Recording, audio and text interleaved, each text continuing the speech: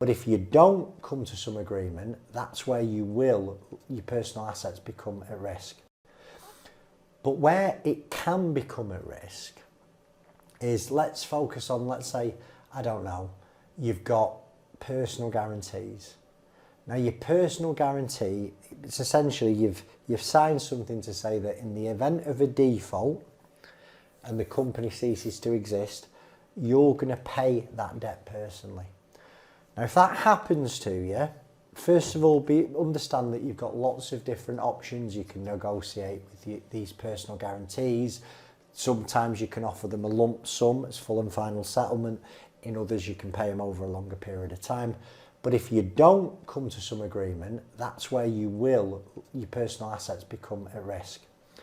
Another area where a personal asset can become at risk is where you've got an overdrawn director's loan account.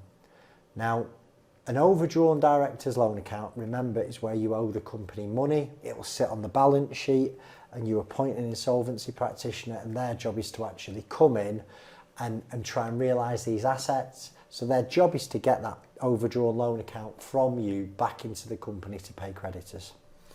Now that's a scary prospect. Now the first thing is you've got to check whether you've got an overdrawn loan account, and the only way to do that is to have accurate information. So if you go on your Xero, your QuickBooks, your Sage, your Free Agent now, pull off a balance sheet. If that balance sheet is up to date, it will have a line in there for debtors, or it might be under assets, or it might be under directors' current accounts or directors' advance. But it'll tell whether you owe the company money or the company owes you. Obviously, if the company owes you money, you've lost that money pretty much. But if you owe the company money, an insolvency practitioner is going to ask you to repay that back. Now, it's at that stage where you might have some problems, because if you can't afford to pay it back, and let's say you've got some assets, you've got equity in your property, and you don't come to some type of arrangement with the insolvency practitioner, that's where your home could be at risk.